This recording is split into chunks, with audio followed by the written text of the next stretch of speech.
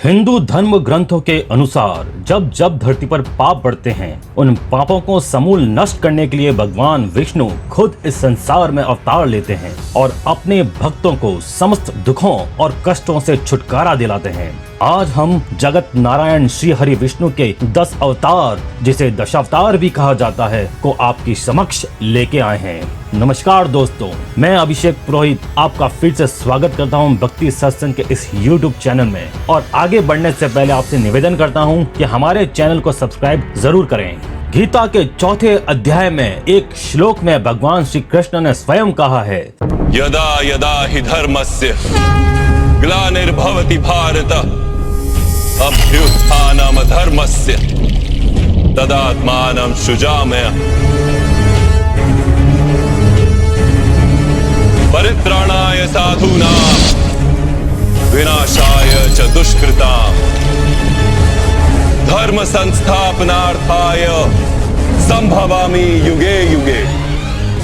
इसका मतलब है, हे भारत, जब जब धर्म की हानि होने लगती है और अधर्म बढ़ने लगता है, तब तब मैं स्वयं की रचना करता हूँ, अर्थात जन्म लेता हूँ। मानव की रक्षा, दुष्टों के विनाश और धर्म की पुनर्स्थापना के लिए मैं अलग अलग युगों यानी कालों में अवतरित होता रहूंगा। पुराणों के अनुसार पहले 3 अवतार अर्थात मत्स्य, कूर्म और वराह प्रथम सतयुग में अवतरित हुए। नरसिंह, वामन, परशुराम और श्री राम दूसरे अर्थात त्रेता युग में अवतरित हुए। वहीं कृष्ण और बलराम द्वापर युग में अवतरित हुए थे। इस समय चल रहा है कलयुग और इस समय बुद्ध अवतार का युग है और भागवत पुराण की भविष्यवाणी के आधार पर इस युग के अंत में कल के अवतार होंगे। इससे अन्याय और अनाचार का अंत होगा तथा न्याय का शासन होगा, जिससे सत्य युग की पुनः स्थापना हो पाएगी। तो आइए जानते हैं श्री हरि के दशावतार के बारे में। सबसे पहला अवतार है मत्स्य अवतार। पुराणों के अनुसार एक दैत्य जिसका नाम हयग्रीव था, उसने वेदों को चुराकर समुद्र की गहराइयों में छुपा दिया था, जिससे पूरे संसार से ज्ञान लुप्त हो गया था। तब भगवान विष्णु ने मत्स्य अवतार में आकर हयग्रीव वध कर वेदों की रक्षा करी, लेकिन उस विलुप्त ज्ञानमय संसार को नष्ट करके पुनः नवीन संसार का सृजन करना जरूरी था और इसके लिए प्रलय लाना आवश्यक था। सो भगवान विष्णु जी ने इसी मत्स्य अवतार में मनु की सहायता से सप्त ऋषिगण, वेदों, पौधों के बीजों व वन्य पशु पक्षी के एक एक जोड़े को बचाने में मदद की, ताकि उनके द्वारा पुनः नई सृष्टि का निर्माण हो सके।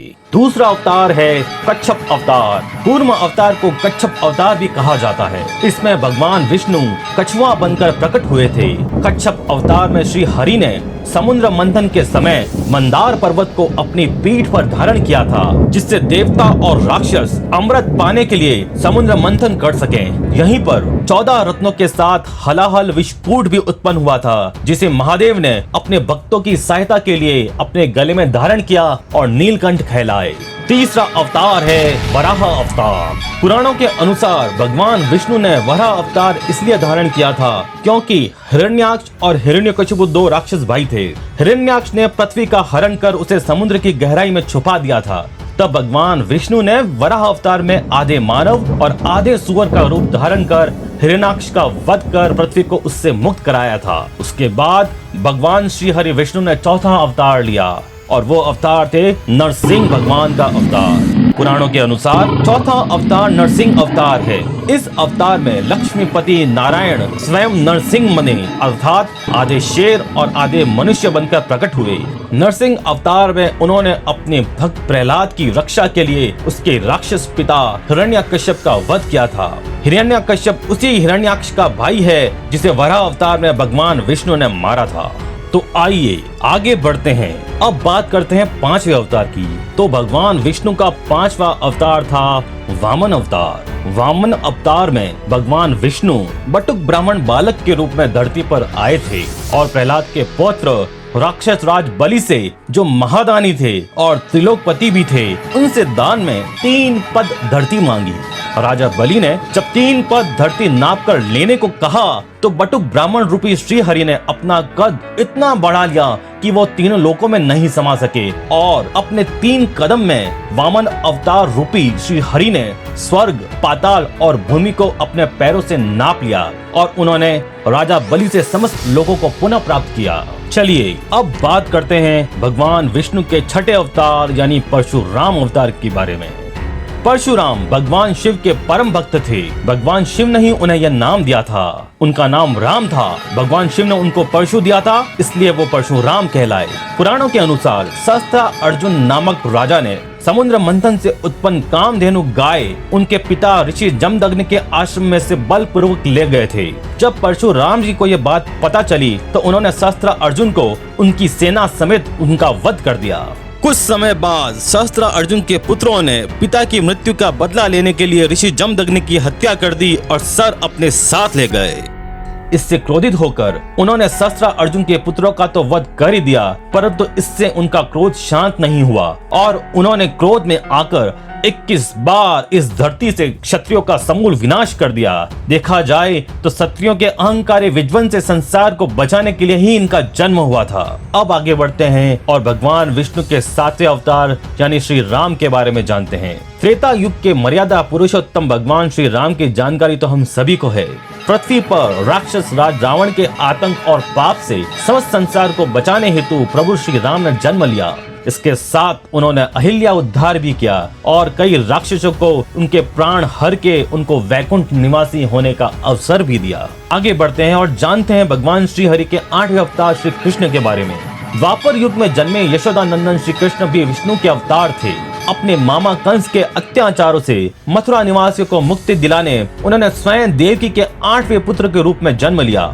इसके साथ ही समस्त भारतवर्ष में व्याप्त अधर्म को समाप्त कर धर्म की पुनर्स्थापना हेतु धर्म युद्ध में अर्जुन के सारथी बने और पूरे युद्ध को निर्देशित किया।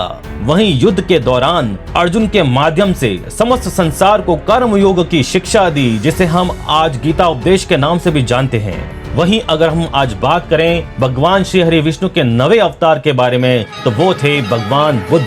बुद्ध को गौतम बुद्ध और महात्मा बुद्ध आदि के नामों से भी जाना जाता है। वे संसार प्रसिद्ध बौद्ध धर्म के संस्थापक माने जाते हैं। बौद्ध धर्म का आधार धर्म और दर्शन है।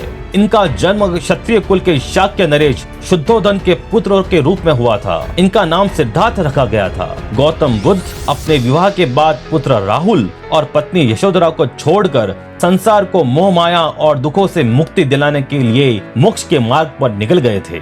और अंत में श्री हरि विष्णु के 10 अवतारों में 10वां अवतार है कल्कि अवतार। कल्कि अवतार को विष्णु का भावी और अंतिम अवतार माना गया है। पौराणिक मान्यता के अनुसार पृथ्वी पर देवदत्त नाम के घोड़े पर आरूढ़ होकर तलवार से दुष्टों का संहार करेंगे और तब सतयुग का पुनः प्रारंभ होगा।